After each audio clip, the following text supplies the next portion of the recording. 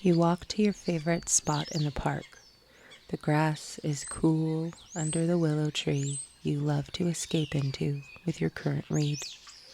Before pulling out your book, you close your eyes and feel the sun freckle your skin. Hearing children's laughter being carried by the wind, your mind wanders.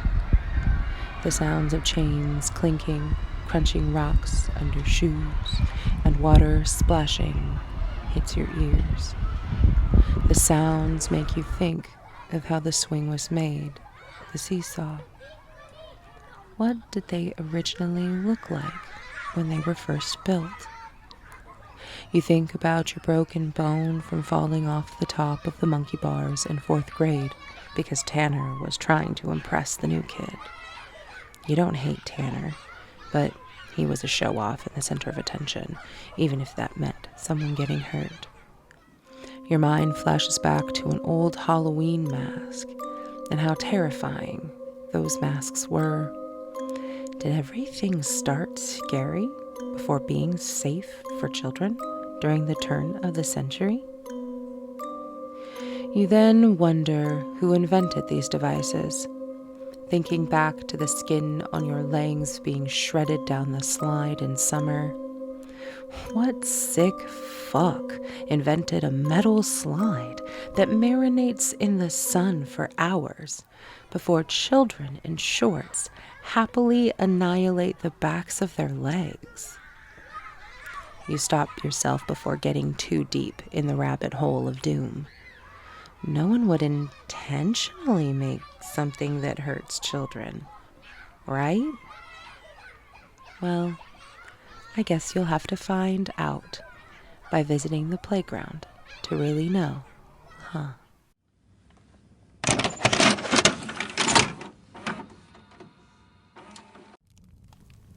Thank you for joining me today from wherever you're at. I appreciate all of you. This video will be diving into Aron Beauregard's novel, Playground. As the warnings at the beginning stated, this is an extreme horror novel. It's ripe with deaths, uncomfortable moments, heartbreak, and torture for the sake of torture. This isn't a novel that I would simply recommend to everybody. This is a splatterpunk horror story. It's violent, unforgiving, gross, graphic, extreme, and tackles abuse from an indifferent narrator. If you are a parent who can't watch or read something where a child is hurt or worse, this might not be the novel for you. Descriptions of bodily fluid and things being done to the body are rampant as well. If the "do not feed squirrels" or "danger" signs intrigue you, or you straight up ignored them, then follow me through this seemingly endless stretch of land for the prize at the end. That is, if you can last that long. Published in November of 2022, Playground pulls no stops as we follow the depraved needs and wants of an aging woman by the name of Geraldine Borden. The cover of this novel tells the reader that this isn't going to be the fun ride or an escape from daily life for those who are subjected to the playground. Adorned with a happy child standing at the top of a tall slide, the carnage below beckons the reader to look more closely. The sickening smell of fresh death hits your nostrils as your eyes make their way to the bottom of the slide, leaving no room for the reader to look away. At the start of this story, the narrator introduces 3 families who are given pamphlets containing information about an experimental playground. If they choose to participate in a study, not only will they be paid $1,000 for their time, they will also help determine which community will receive a new state-of-the-art playground.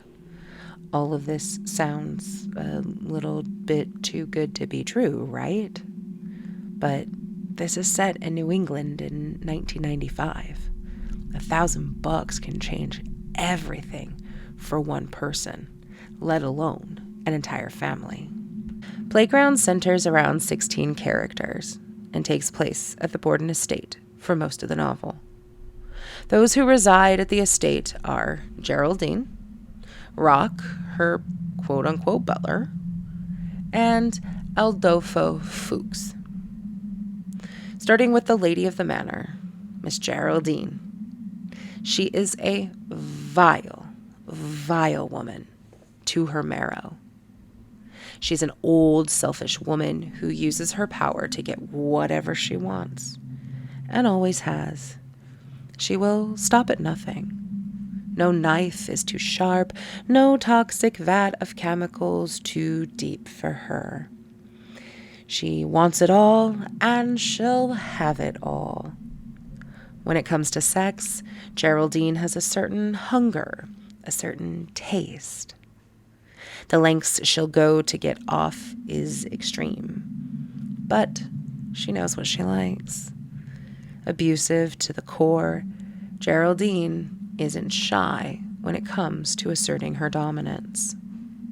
Her name is an appropriate representation of who she is as a person. The name Geraldine, as it's the feminine of Gerald, means strong warrior and spear ruler, which ultimately is apropos. It's very fitting for someone who fights for her pleasure, although not in the way I'm sure that definition was meaning. But she also rules with a strong and cruel fist. Her last name, Borden, is also fitting. She gets bored very easily and very quickly. She is constantly racing for the high as her fleeting post-climax euphoria fades before she can fully enjoy it. Rock is an adult.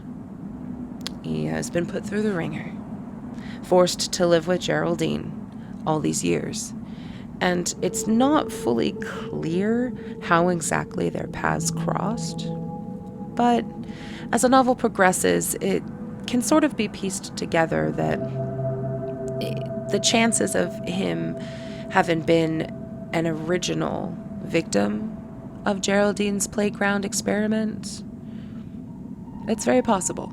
It's very possible that he was part of that from years ago.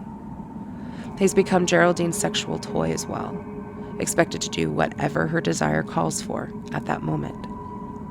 He's yelled at and treated as nothing more than trash. Geraldine goes so far as to brand Rock's chest with the letters M-I-N-E. She did this slowly, with each individual letter being branded at different times. She frequently brands over that scarred skin. Her reasoning? Well, he needs to fully understand who he belongs to. He knows just how inescapable his situation is. He's helped dispose of bodies. He's recruited children and their gullible, desperate parents into the arms of death. He's not innocent. At least, not anymore. He does what he's told, and will be punished, no matter how well he does his task. Adolfo Fuchs, on the other hand, is a Nazi scientist who delights, in the highest sense, in making people suffer. His specialty is designing new ways of killing people. His and Geraldine's paths crossed at a party with other rich and powerfully despicable people. After talking for a time, Geraldine makes Fuchs an offer he can't refuse. Unlimited funds for the most brutal, gut-wrenching, bone-breaking devices for inflicting pain. Fuchs happily takes the offer, sharing a thrilling secret with a like-minded individual, sharing the climax of a good kill. The remaining cast members in this tale of torture consists of 3 families who are asked to arrive at Geraldine's on a certain time and place.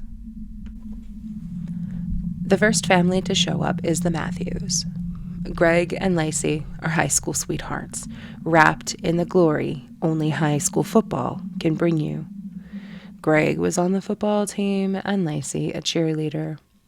After a career-ending injury, Greg fills his time living vicariously through his children, at least those with talent.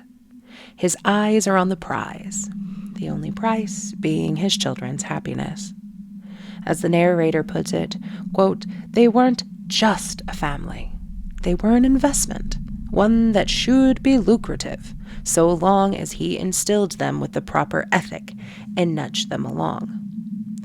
An abusive alcoholic, Greg is loud, mean, and takes any opportunity to show up, defeat, or go ahead of anyone and everyone.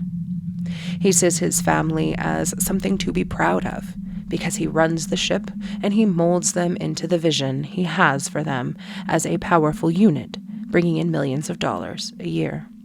Lacey also participates in the same vision and behavior as Greg. Lacey is high school beautiful. Everything she has, someone gave to her. She didn't have to work a day in her life. And proud to be a former cheerleader and current trophy wife, she has her own plans for her daughter. Lacey pushes Tanya to do cheerleading. She excites at the thought of her daughter following in her footsteps. She dismisses Tanya's resistance to cheer and interest in swim. Lacey finds the thought of her daughter doing sports to be too much to bear. However, after Tanya gives her a slap bracelet, she bends a little, saying that she'll think about it. Lacey loves the picture-perfect family she's molded. Bobby is the oldest child at the age of 13. He, unfortunately, is Greg's greatest disappointment. He's overweight and isn't talented at sports. When Bobby tells Greg that he's really good at skateboarding and wants to do it, Greg dismisses it as nothing but a hobby. Bobby, unfortunately, also internalizes his father's drunken rants. Desperate to make his father proud, Bobby takes on the abusive and cruel language of his father. Only when Bobby uses his physique to get the Matthews farther in the competition does he actually make his father proud. CJ, who is almost 12, is the apple of Greg's eye. CJ is a talented baseball player. He's pushed to practice hours a day and doesn't feel like he can tell his dad the way he actually feels about the game. CJ would rather read comics and be a typical preteen boy. He takes the brunt of Greg's need for fostering talent. He has a good head on his shoulders and looks out for everyone around him, not just his siblings. CJ takes the time to learn names and attempt to make lasting friends. He's not mean, even when faced with horrific decisions no child should ever have to make. He's a good kid who just wants others to succeed. Tanya, who is 9 years old, is the only Matthews daughter. She's smart and observant. She knows what tactics work on her parents to get them to do, or consider to do, what she wants. She's not malicious and fears her father and the authority he wields. Like CJ, she looks out for her younger brother and those she interacts with. She's resilient, even in the face of certain death and despair. Kip, the last child in the Matthews clan, is the youngest at 7. He has flown under the radar thus far in his short little life. Due to Greg focusing on CJ, Kip has been able to actually experience childhood free of pressure. However, now that he's getting older, Greg's demands to get Kip ready for baseball are becoming more frequent. Like CJ, he doesn't know how to tell Greg that he doesn't want to play ball.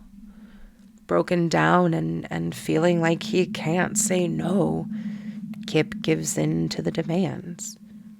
Kip is impressionable, taking on the attitude of whomever he needs in order to survive. The next family to arrive is the Grimleys.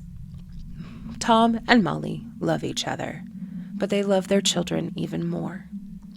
Molly is an optimistic individual who sees this invitation as an opportunity to get ahead, for once, financially. She looks forward to her children having some time to play with other kids and have a once-in-a-lifetime experience. She's a strong woman and fights for her and her children's safety and survival. Tom, on the other hand, is skeptical of the whole thing. He's not exactly sure how he feels about it, but the love for his wife and children causes him to push aside those thoughts and fears. He may take a non-confrontational approach to life, but make no mistake, when he's backed against the wall, he'll unleash whatever he needs to. Isaac, the firstborn in the Grimley crew, is 10. He is unfortunately bullied relentlessly by his younger sisters. He is a soft-spoken young man, intelligent, and doesn't like confrontation. He looks out for his sisters and those around him as well. Both he and CJ create a short bond with each other, seeing themselves in the other. He has great problem-solving skills, but due to his demeanor, people view him as weak. Much like his dad, he is underestimated. Sam and Sadie, who are 8 and 7, respectfully, are inseparable. They're not twins, but everyone else thinks that they are. They spend a lot of time together and do everything together. Sam, though she is older, takes Sadie's lead. Sadie is mean, cutting, and takes every opportunity to lay hands on her brother for seemingly no reason at all. And last to arrive is Carolyn Clark and her son Donnie, who is 5. Carolyn is a neglectful parent. Unlike Tom and Molly, and in some ways even Greg and Lacey, she doesn't show any affection or kind words toward Donnie. She's in her own world, and as long as he stays out of her way, she's content. The day she's given the pamphlet, her and Donnie are at the park. He's in a baby swing, looking bored, with a leash attached to his torso, while Carolyn is standing behind him, lazily pushing and smoking a cigarette. For Carolyn, this pamphlet brings an exciting opportunity for her to relax and not have to think about her son. Her disinterest and unwillingness to give him love and support is her downfall on many levels. Ultimately, the impression of this mother is one of indifference and selfishness, with a bitter taste of animosity toward the child she bore. Donnie, on the other hand, is quiet. He doesn't show any outward emotions throughout the entire novel. He seems to go through the motions as the other children without saying a word or shedding a tear.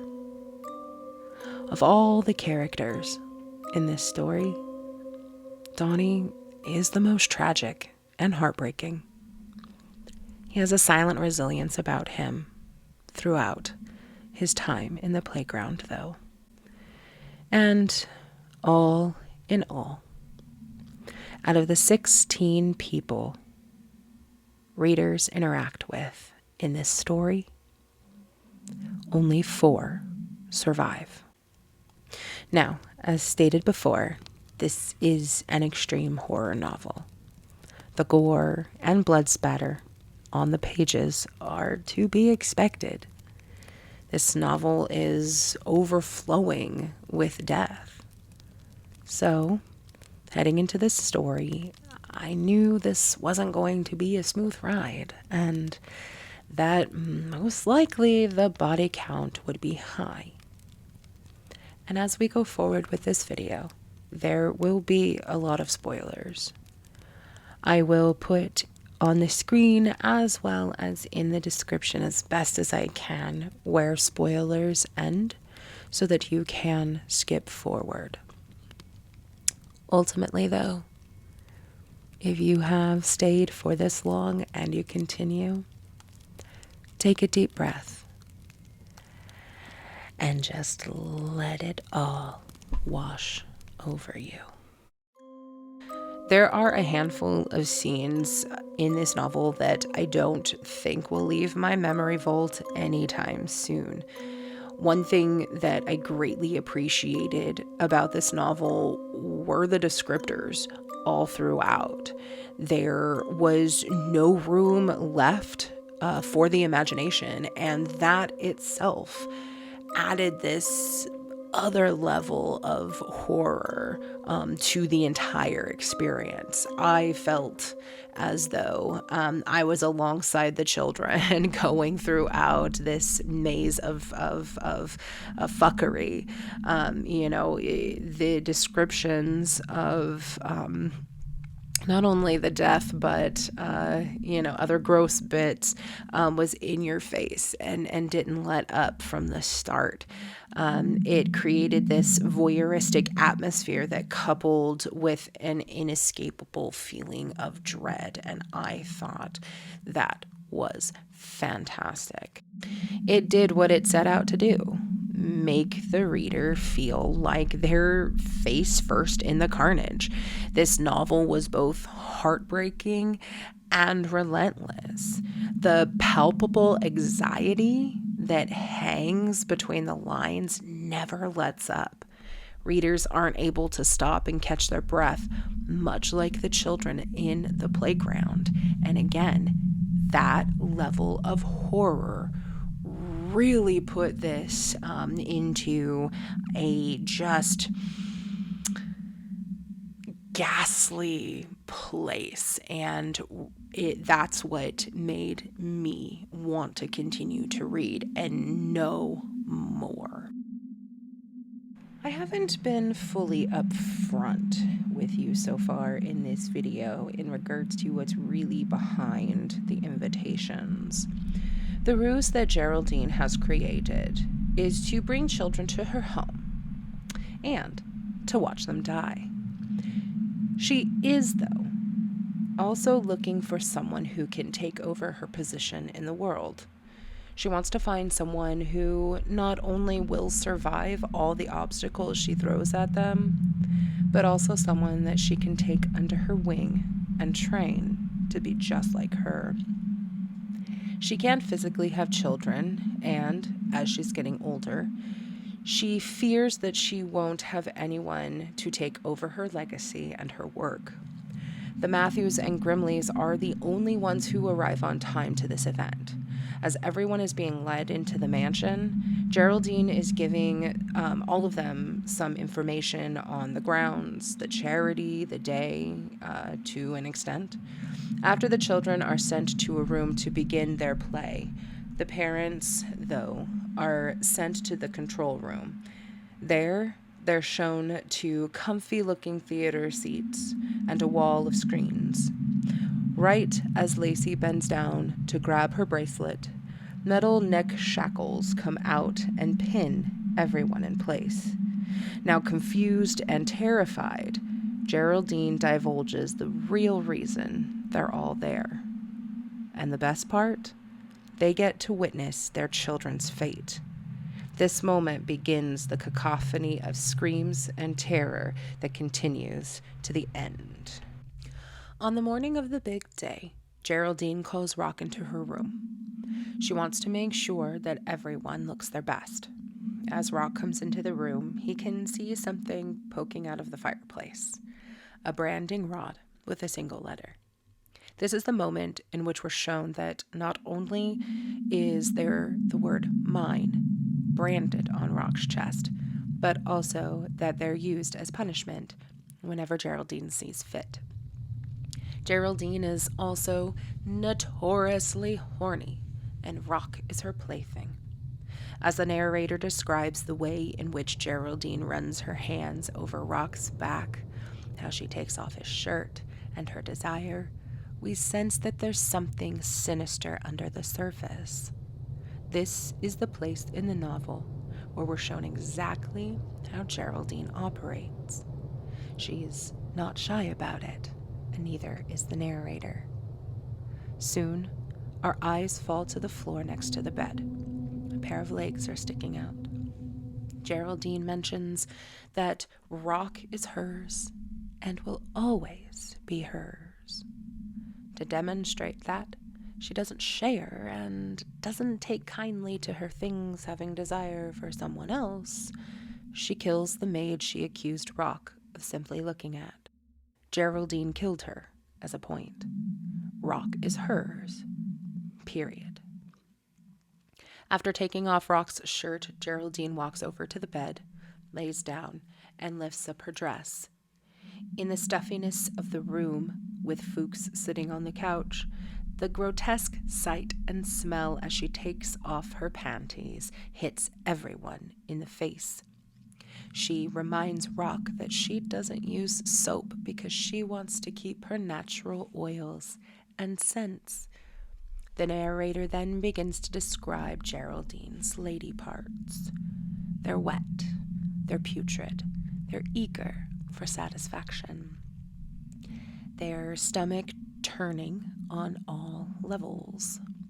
She calls Rock over, forcing him to pleasure her. This isn't something he enjoys doing. His mouth is dry and in need of moisture, knowing that he must get her to completion before he's able to leave the room. He vomits and is thankful for the moisture it provides. After she climaxes, Rock quickly leaves the room, and the post-nut clarity leaves Geraldine just as quick. She gets up from the bed, heading over to her closet door. Every inch of space on the floor, walls, and ceiling are covered in mirrors. Every angle of someone can be seen in seconds. But not only are there mirrors everywhere, there are several stationary dildos so that Geraldine can, in her thoughts, know what it's like to fuck herself. They're never washed, dried fluids flaking off. This comes as no surprise, as it's already mentioned she doesn't use soap. And the scene continues. After she chooses which one will do the job she's looking for, we're all given the background information that made Geraldine who she is. And we get this in 4 flashback scenes. In the first scene, we learn that Geraldine has an obsession with her mother's ass and has had it since she was young. She remembers a time in which she was hiding in her mother's closet, watching her ride a man's face. The narrator makes it clear that it doesn't bother Geraldine that her mother is having sex with someone who isn't her father. No, Geraldine is upset that her mother isn't riding her face. The second is a memory that comes to Geraldine, and in it, it's revealed that during wrestling and tickling play with her mother, she would try to wiggle her way down to her mother's bottom. Her mother would always stop the play before Geraldine could get a good grip or taste.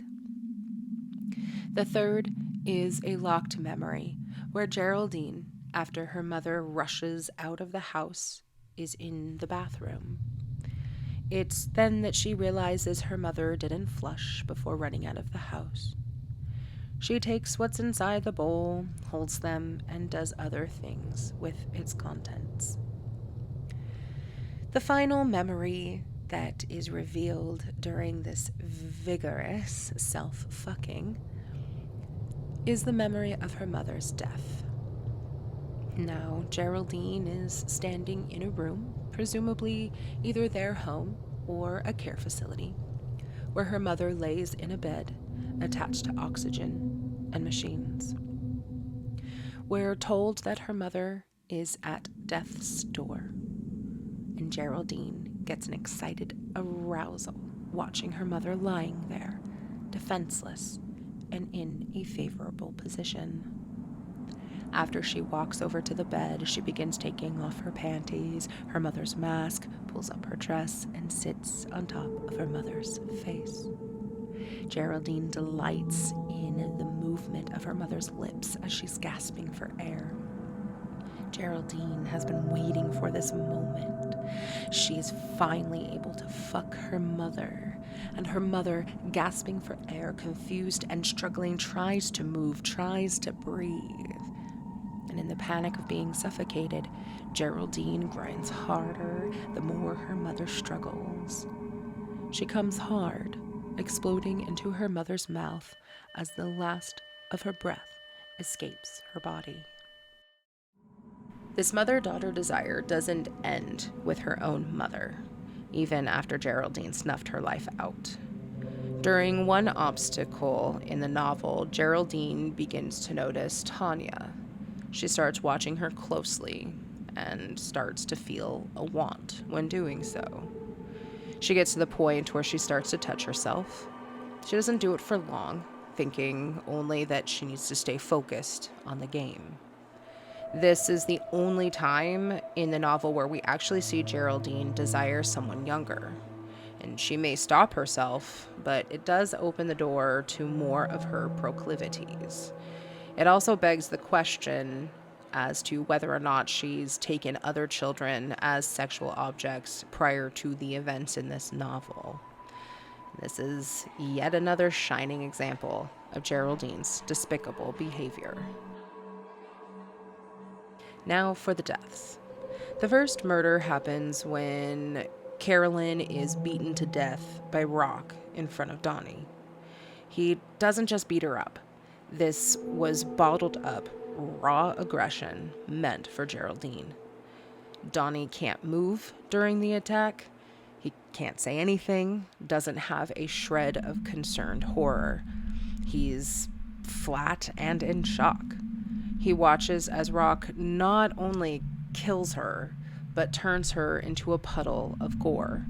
The sound of squishing and splashing is all that remains of Carolyn Clark. Lacey meets her fate next while bending down to pick up the bracelet Tanya gave her. The metal throat shackles shoot out, pinning everyone in place. Well, all but Lacey.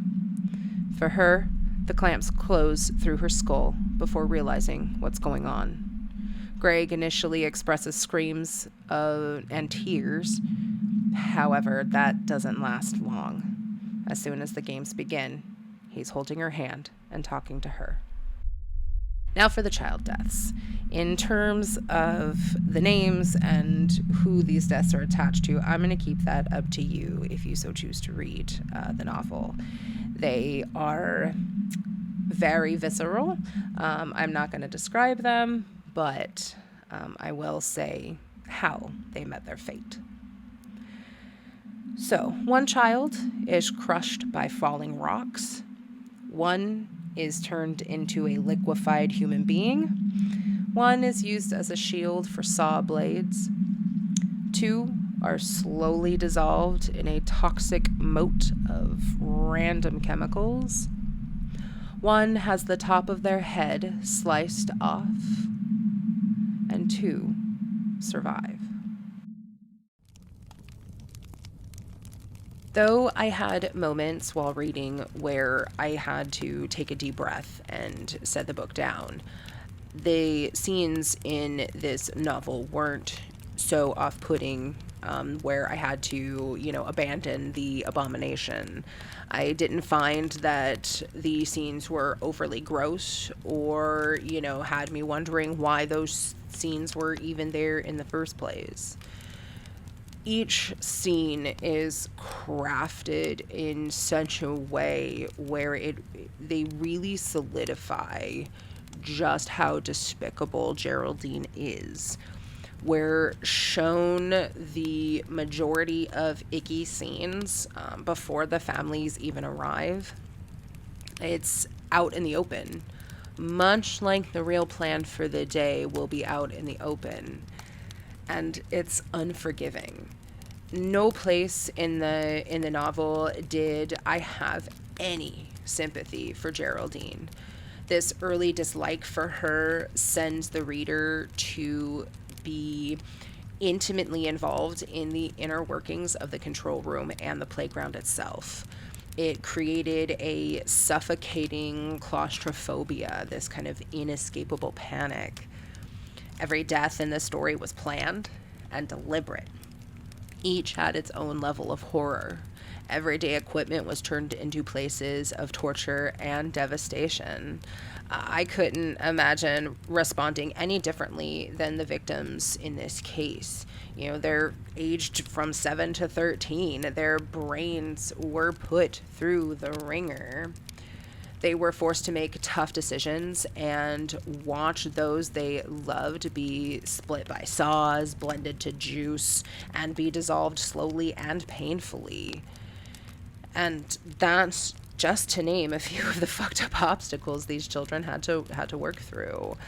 The place, though, that completely shattered my heart involved Donnie, when it's revealed why he hasn't spoken a word. That just, it shattered me. And I think that that moment just it added so much to the overall devastation and fucked up environment. It from the start, this entire thing was fucked. And when we find out what happens to Donnie, it's heartbreaking. Playground cemented itself in the extreme web of violence early, leading you in with the promise of hope, only to be cut or dissolved by dreams of leaving the grounds. Overall, the pacing of this novel was smooth. Nothing felt out of place or put in without purpose. The level of gore, violence, and gross stood for a look into just how far someone can and will go to get the satisfaction they will forever be chasing. My heart broke for the children the most. Not surprising, since this novel's main character delights in hurting people, and the death tally is quite large. As I said earlier, out of the 16 characters, only 4 survive. It's nuts and insane, and, there wasn't anything put in or described that was to the point where it was unbelievable. It definitely made you think of just how fucked up, people in this world can be. Playground serves as a darker, more sadistic version of any adaptation of Charlie and the Chocolate Factory. Both Geraldine and Wonka have this elaborate establishment and home where they have elected to invite a few select children and their parents to come into their home and their factory for a tour and a test. Wonka, on one hand, is getting older. He doesn't have any children, and he is thinking, fuck, I need to find somebody who can take over the factory, who can actually continue the legacy that I have built. And on the other hand, Geraldine, she is also getting older. She can't have children. But she, too, has the attitude of, fuck, I need somebody. There needs to be somebody who can take this over and who can continue to pass this on for generations. She needs an heir. Wonka needs an heir. And this is the way that they're going to do it. Both want someone who will continue to add to the legacy they've worked hard for. Geraldine wants to find this person in the only way possible. And for her, that's putting each child through some sort of difficult task to see if they really have the guts to do whatever needs to be done. While Wonka, though, uses his whimsy and cleverness to see who can follow the rules and who can find fun ways around them. Again, he is doing this out of love, out of self-preservation, out of selfish reasons, truly. Geraldine also has selfish reasons. Hers are not great compared to Wonka's, obviously, but both want somebody to continue their work, which, I mean, doesn't everyone? And if we look at each event, each, head's, presentation of this stuff, we see when we first meet Wonka, like, for example, if we take Gene Wilder's Wonka, he comes out of the front of the factory, and he looks all feeble and old, and everybody's like, oh no, and he falls, but he somersaults, into the end of his entrance, and everybody's just like, oh yeah, hell yeah, that was cool. He's, he has given all of these children a ruse as to the purpose of getting the golden ticket. All of them are under the assumption that they're getting an exclusive look inside of this famous shutdown candy factory and the person who has been heading it that hasn't been seen in for a long time. It's been inoperable, and people aren't sure if Wonka is still alive. He's very secretive, and that includes what he wants this event to truly produce. And if we go across the street to Playground and Geraldine, her ruse is of a charity whose sole purpose is to keep children safe, which is utterly hilarious and the complete opposite for what is really going on inside of the home that she has built.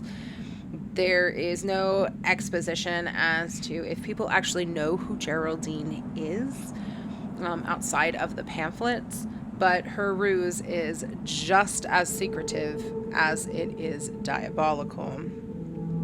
While in the factory, Wonka sits back and watches the children interact with each room.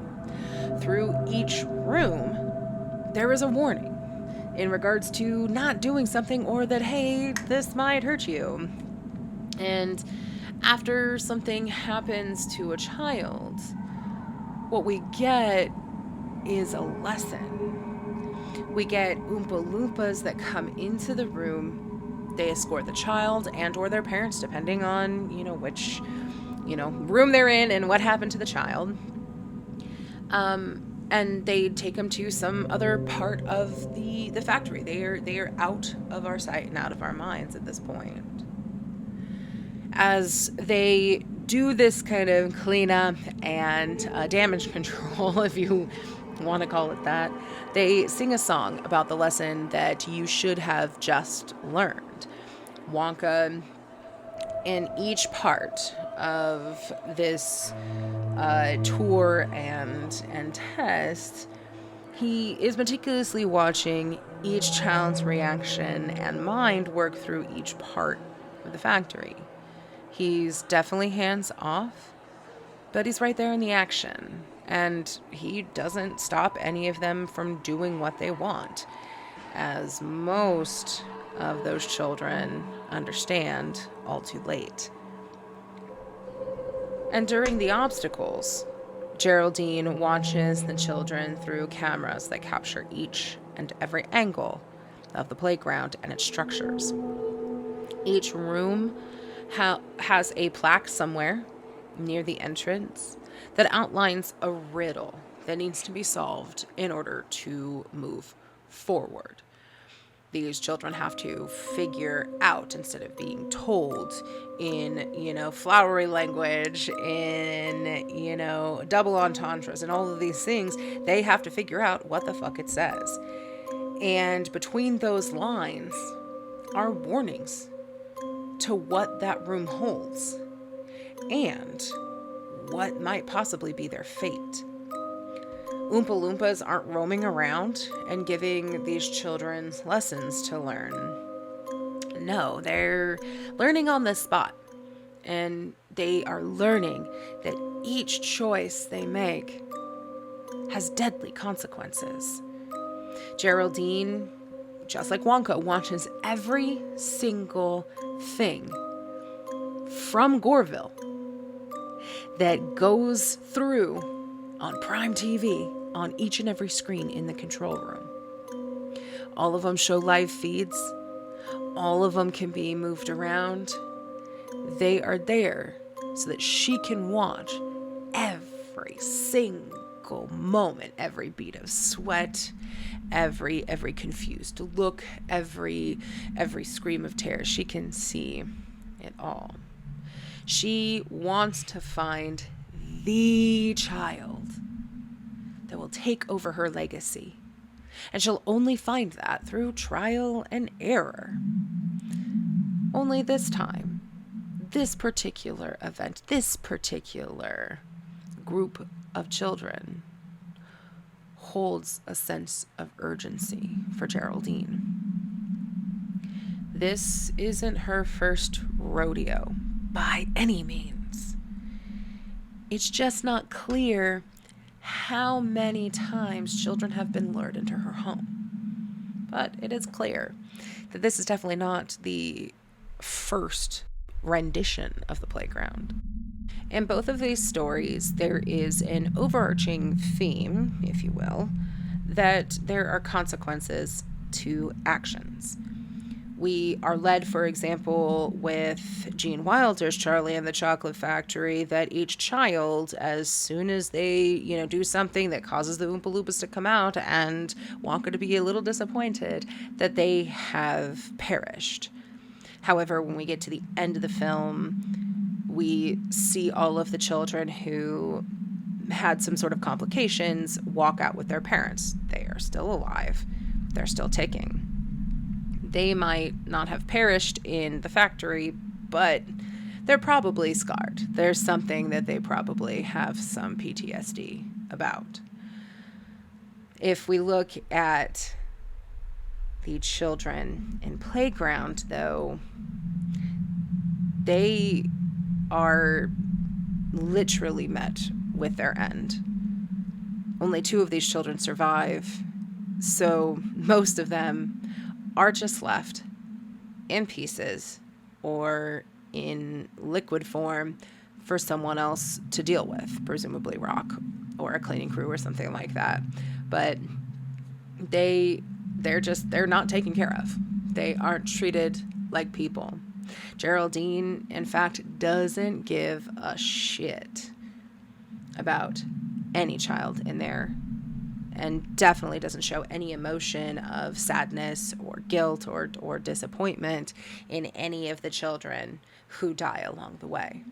Her main concern is her heir. Her main concern is finding the child that will take over.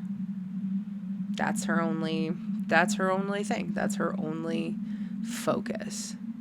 Whereas with Wonka, it seems to be a little more reflective, a little more, well, I need to find somebody who might have the right attitude, the right temperament, the right whimsy. Geraldine doesn't care. She doesn't look at it that way. She wants to find a child who can not only successfully make it through the playground, but be molded into a version that Geraldine wants them to be. Overall, for this novel, I gave it a 5 out of 5. I gave it 5 out of 5 specifically for the number of showers I needed to take after reading this novel.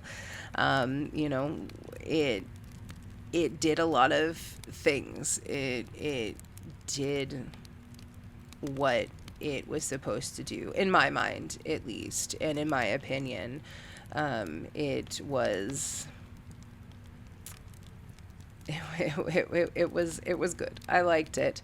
It's definitely not for everybody. However, if you are feeling the need to read it, then do so.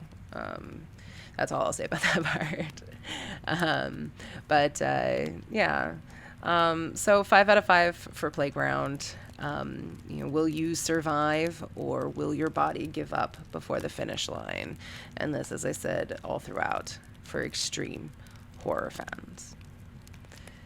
Thank you all so much for listening and sticking around to the end of this video. I do plan on continuing doing these types of videos as I continue my extensive journey through my lists of horror literature and film that I have yet to read, as well as discussing things that I have already read. If you enjoyed this video, please give it a like and consider subscribing to see what other horrors are in store for those curious enough to begin. Let me know in the comments what your thoughts are about this novel and what you might want to hear about next. If you've read the novel, I'd absolutely love to hear what you thought as well. And with that, my friends, until the dawn peaks on the horizon and we can meet again, happy haunting.